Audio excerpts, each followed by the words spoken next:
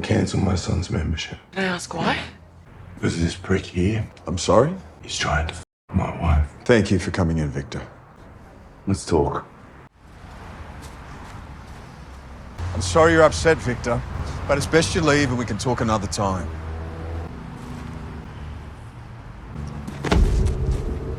Don't do that.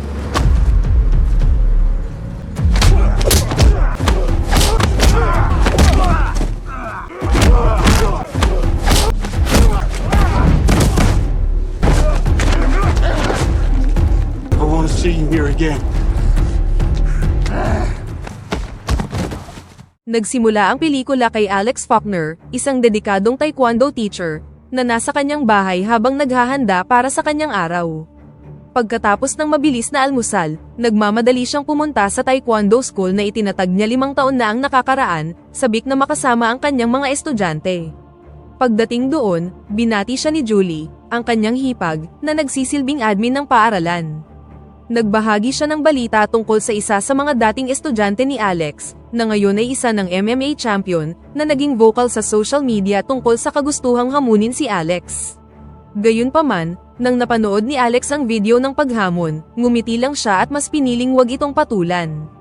Hindi nagtagal, isang babaeng nagngangalang Samantha ang dumating sa paaralan kasama ang kanyang anak, naghahangad na i-enroll siya sa taekwondo classes. Magiliw silang binati ni Alex, na nagbigay ng matingkad na ngiti sa mukha ng bata. Habang nangyayari ang kanilang pag-uusap, nagpahayag si Samantha ng interes na kumuha ng private lesson para sa kanyang sarili, at masaya namang pumayag si Alex na sanayin siya linggo-linggo. Sa paglipas ng mga araw, ang kanilang mga training session ay nagpalalim ng kanilang koneksyon. Gayunpaman, ang kanilang namumuong relasyon ay naharap sa isang hamon ng ang dating asawa ni Samantha, si Victor, ay hindi inaasahang dumating sa paaralan upang bayaran ang mga klase ng kanilang anak. Tinanong niya si Samantha tungkol sa kanyang basang damit. Why are you sweating? It was a private lesson. Ngunit si Samantha, na hindi pa nakaka-move on sa kanilang divorce, ay nag-aalangan na sumagot. Nang maramdaman ang tensyon, pumasok si Alex at ipinaliwanag na katatapos lang ni Samantha ng private lesson.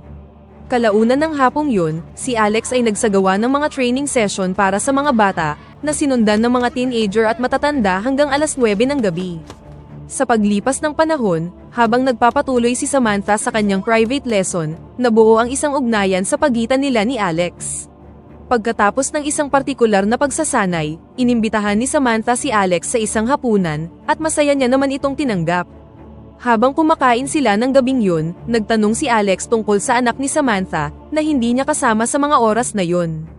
Ibinunyag ni Samantha na ang kanyang anak ay kasama ni Victor, at ibinahagi ang masakit na mga detalye ng kanyang paghihiwalay sa kanya. Ipinagtapat ni Samantha na iniwan niya si Victor dahil sa kanyang malupit na pag-uugali at sa emosyonal na kaguluhang idinulot nito sa kanyang buhay. Lingid sa kaalaman nila, si Victor ay nagtatago sa malapit, pinagmamasdan ang bawat kilos nila. Kinabukasan, dumating si Victor sa taekwondo school kasama ang isang kaibigan, na nalaman ang tungkol sa date ni Samantha kasama si Alex. Dahil sa selos, hinarap niya si Alex at nagbanta ng karahasan. Sa kabila ng mga pagtatangka ni Alex na pakalmahin siya, lalong naging agresibo si Victor, at nangakong sisirain ang paaralan. What does it matter? Nothing's gonna happen on camera, is it? Let's talk. Mas lumala ang sitwasyon nang lumabas si Alex, at natagpuan ang sarili sa isang komprontasyon sa kaibigan ni Victor.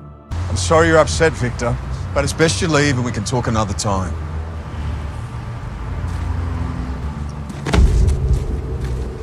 Don't do that.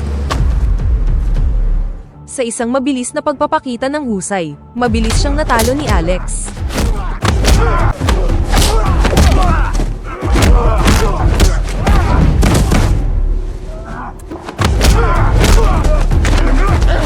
I want to see you here again. Nang gabing yun, pagkatapos ng alitan, bumisita si Samantha sa bahay ni Alex para humingi ng tawad sa naging agresibong pag-uugali ni Victor. Tiniyak ni Alex na wala siyang dapat ihingi ng tawad, at nakinig habang ipinapahayag ng babae ang kanyang pagkadismaya sa patuloy na pakikialam ni Victor sa kanyang buhay. Nang uminit ang sandali, ang dalawa ay nagbahagi ng halik at nauwi ito sa pagpapalakpakan ng dalawa. Kinaumagahan, nagising si Samantha at nakita ang larawan ng isang babae sa silid ni Alex. Nang ma-curious, nagtanong siya tungkol dito. Ibinunyag ni Alex na 5 taon na ang nakalilipas, nagpakasal siya sa isang dalaga habang nakikipag-compete siya sa MMA Championship. Ngunit bago ang huling laban, nakatanggap siya ng masamang balita. Ayon sa doktor, nagkaroon siya ng reproductive disorder na nangangahulugan na hindi na siya magkakaanak. Ang revelasyong ito ay nagbunsod sa kanya sa malalim na depresyon na naging dahilan upang mawalan siya ng focus sa laban na nagresulta sa isang matinding pagkatalo laban sa kanyang kalaban. Dahil sa pagkatalong ito, ginawa ni Alex ang mahirap na desisyon na magretiro mula sa MMA at pagkatapos ay hiniwalayan ang kanyang asawa, sa paniniwalang mabibigo lamang niya ito sa kanyang kawalan ng kakayahang magsimula ng pamilya. Samantala sa paaralan, binisita si Julie ng kanyang 2 anak na babae, na humingi ng pera pambili ng ice cream. Sa pag-alis nila, napansin ni Samantha ang isa sa mga anak ni Julie, na lumuhod para ayusin ang sintas ng kanyang sapatos. Kalaunan sa araw na yun, lahat ng mga estudyante ni Alex, mula sa maliliit na bata hanggang sa mga matatanda, ay nagtipon para sa isang pinagsamang training session. Sa panahong ito, nakita ni Alex ang 2 bagong dating na nagpahayag ng interes na sumali sa pagsasanay.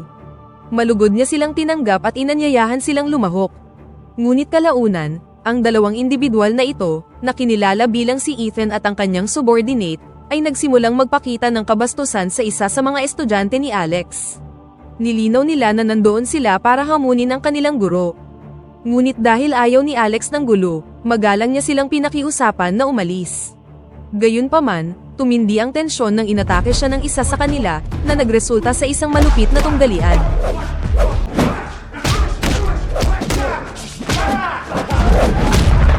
Pagkatapos ng napakainit na salpukan, si Alex ang nagwagi sa laban. Ngunit pagkatapos nito, si Ethan naman ang humakbang, sabik na subukan si Alex.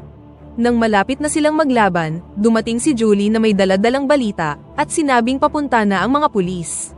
Nang ma-realize ang bigat ng sitwasyon, si Ethan at ang kanyang tauhan ay mabilis na umalis sa lugar. Kinabukasan, si Julie ay muling nilapitan ng kanyang mga anak, na humingi ng pera pambili ng ice cream. Sa pagkakataong ito, lumapit si Alex at siya ang nagbigay ng pera sa kanila. Ngunit nang pabalik na sila matapos bumili ng ice cream, bigla silang dinukot ng isang misteryosong figura sakay ng isang itim na van. Makalipas ang 2 oras, habang nagsasanay si Alex, pumasok si Julie, nagpapanik at desperado para sa impormasyon tungkol sa kanyang mga anak na babae. Si Alex, na na-caught off guard, ay sinabi sa kanya na akala niya ay nasa harap na silid lang sila. Sa lalong madaling panahon, naging malinaw na sa lahat na sila ay talagang kinidnap. Nabalot ng takot ang paaralan nang ipinatawag ang mga pulis para mag-imbestiga. Sa pagsisikap na mapawi ang tumataas na pagkabalisa ni Julie, tiniyak sa kanya ni Alex na hahanapin ng mga awtoridad ang kanyang mga anak. Gayunpaman, lumipas ang 1 linggo na walang palatandaan ng mga anak ni Julie, na naging dahilan ng kanyang labis na pagkabalisa.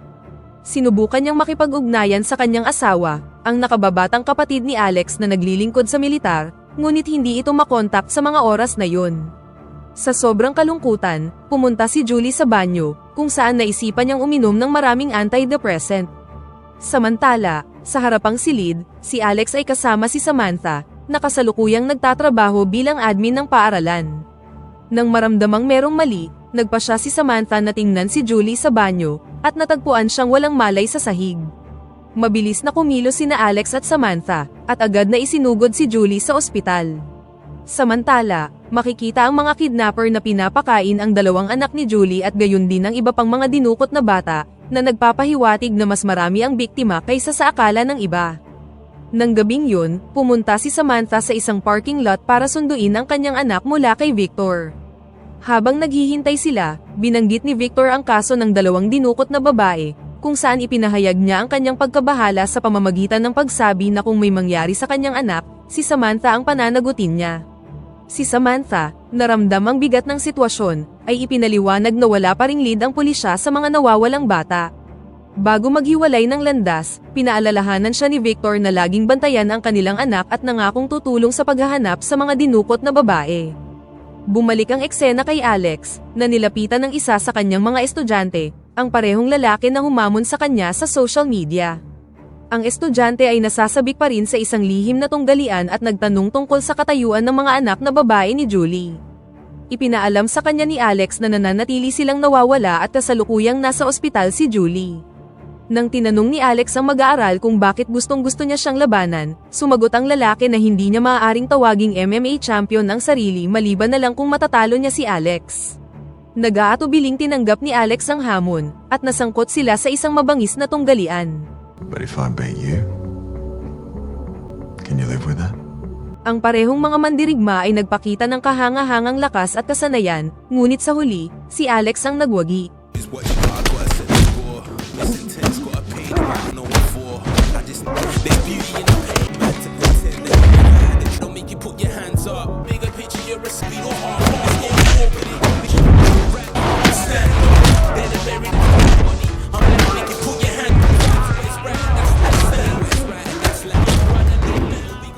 Makalipas ang 2 araw, sinubukan ni Samantha na tawagan si Victor upang ayusin ang pagkuha sa kanyang anak, ngunit nalaman niyang naka-off ang kanyang telepono mula noong nakaraang araw. Dahil sa pag-aalala, nagpasya siyang magmaneho papunta sa bahay ni Victor na nasa malayong lugar. Pagdating niya doon, nalaman niyang nakalock ang front door. Desididong makausap si Victor, pumunta siya sa likod ng bahay, at laking gulat niya nang makita ang kaibigan ni Victor na may bitbit na batang babae.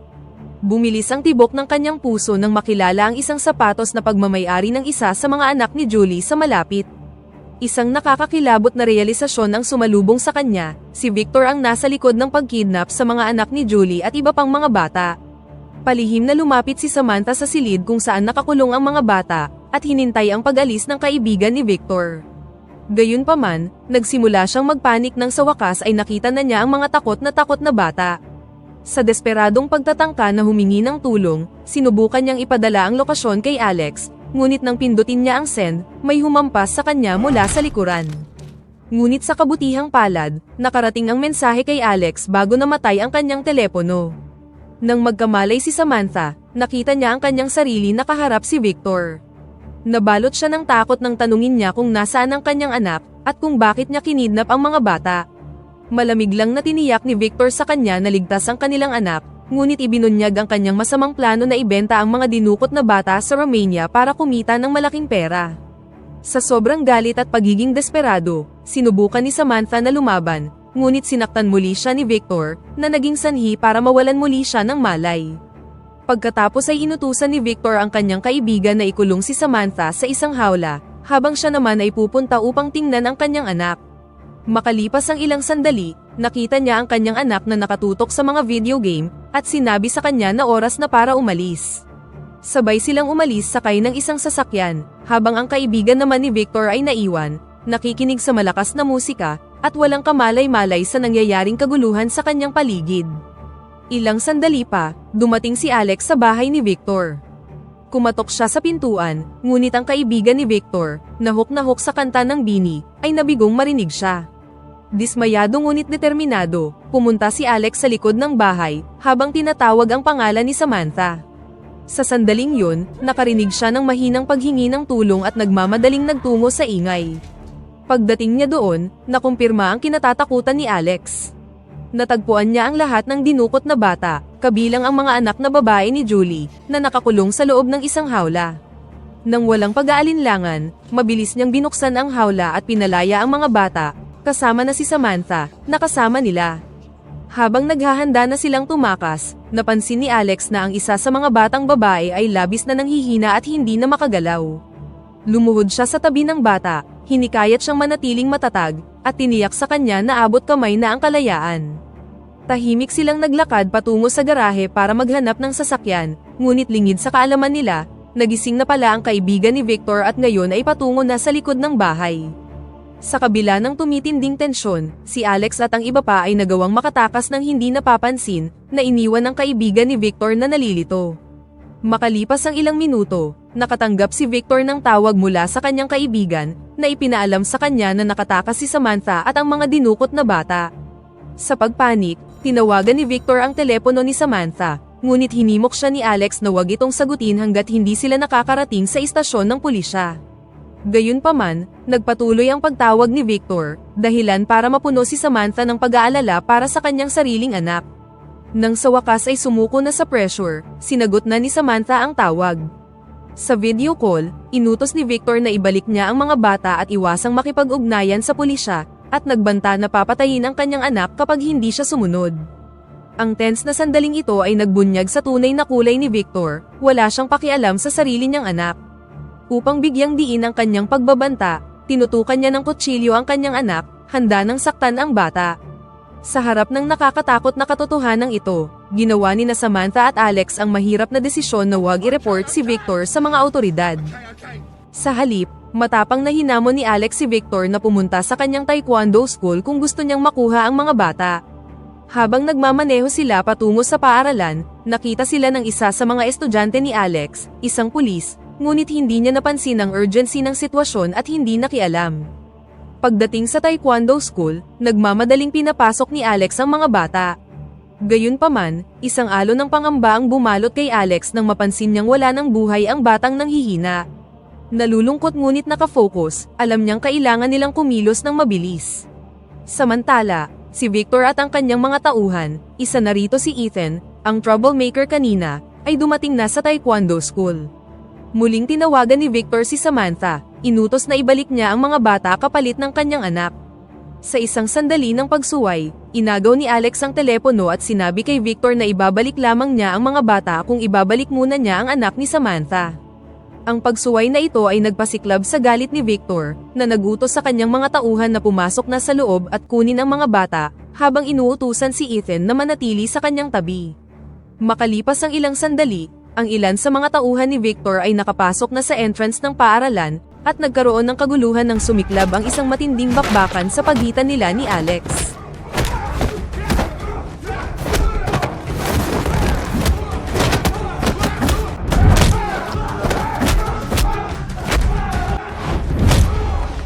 Matapos talunin ng ilan sa mga tauhan ni Victor, narinig ni Alex ang ingay na nagmumula sa taas. Dahil sa instinct, sumugod siya sa ingay, handang harapin ang anumang panganib na darating.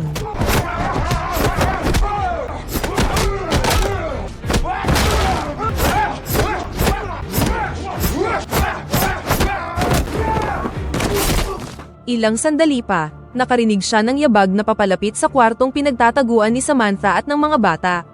Habang dumadaloy ang adrenaline sa kanyang mga ugat,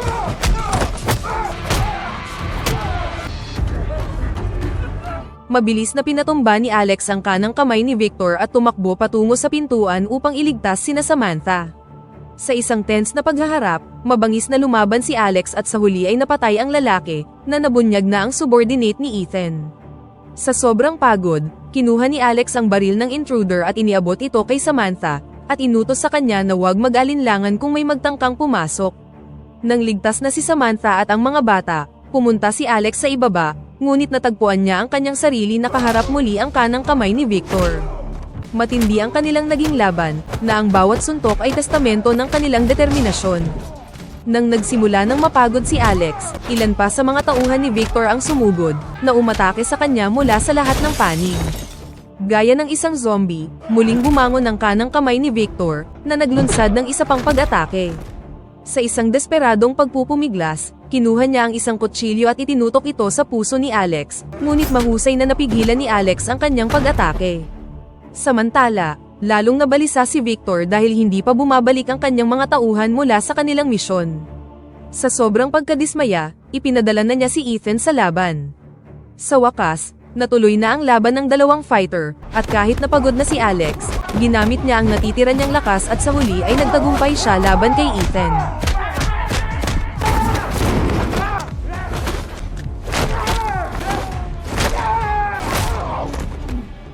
Sa gitna ng kaguluhan, ang isa sa mga estudyante ni Alex, na nakakita sa kanya kanina sa kalsada, ay nagpa siyang tingnan ang guro sa paaralan. Habang hinahabol ni Alex ang kanyang hininga, natagpuan niya ang sarili na na-corner ni Victor habang hawak ang kanyang anak, na nagbantang papatayin siya. Sa sandaling kakalabitin na ni Victor ang gatilyo, pumasok si Samantha sa silid, bumunot ng baril at itinutok ito kay Victor. Nagbanta si Victor na ibaba ang kanyang sandata o sasaktan niya ang kanilang anak, kaya wala nang naging choice si Samantha kundi ang sumunod. Inutos ni Victor na malaman kung saan nakatago ang mga bata, ngunit tumanggi si Samantha na magsalita. Sa isang nakakagulat na pangyayari, parehong pinaputokan ni Victor sina Samantha at Alex. Nang umabante si Victor para tapusin na si Alex, isang surge of adrenaline ang nagtulak kay Alex na lumaban. Sa pag-ikot ng kapalaran, nagawa niyang baliktarin ang sitwasyon at binaril si Victor sa ulo, na tuluyang tumapos sa kanyang kasamaan. Ngunit sa mga oras ding yun, bumagsak si Alex sa sahig, at nawalan ng malay dahil sa kanyang mga natamong pinsala. Ilang sandali pa, dumating ang kanyang estudyante sa paaralan at nakita ang nakakatakot na kaganapan. Makalipas ang 3 linggo, nakalabas na si Samantha sa ospital. Dumating siya sa taekwondo school kasama ang kanyang anak at gayon din si Alex, na nakaligtas dahil sa mabilis na tugon ng kanyang pulis na estudyante. Sa labas ng paaralan, maraming tao ang nagtipon, mga kaibigan, pamilya at mga nagpapasalamat na mamamayan, na gustong parangalan si Alex sa kanyang katapangan sa pagliligtas sa kanilang mga anak at pagwawakas sa mga nangyayaring kidnapping. Kabilang sa kanila si Julie at ang kanyang asawa, nakakabalik lang mula sa military service, na nagpahayag ng kanyang taos-pusong pasasalamat kay Alex. Ang mga batang iniligtas ni Alex ay buong pagmamalaking nakatayo kasama ng kanilang mga magulang, ang kanilang mga mukha ay nagniningning sa kaginhawaan at kagalakan. Sa sandaling yun, gumawa si Samantha ng isang desisyon na magpakailanman ay magpapabago sa kanyang buhay. Magpapakasal siya kay Alex sa susunod na buwan, at tiniyak na mananatiling buhay ang kanyang legacy sa puso niya at sa kanilang pinagsaluhang kinabukasan, at dito na nagtatapos ang pelikula. Pakipindot naman ng like button kung nagustuhan mo ang pelikula at kung hindi naman, pindutin mo ng 2 beses ang dislike button para lang makasiguro.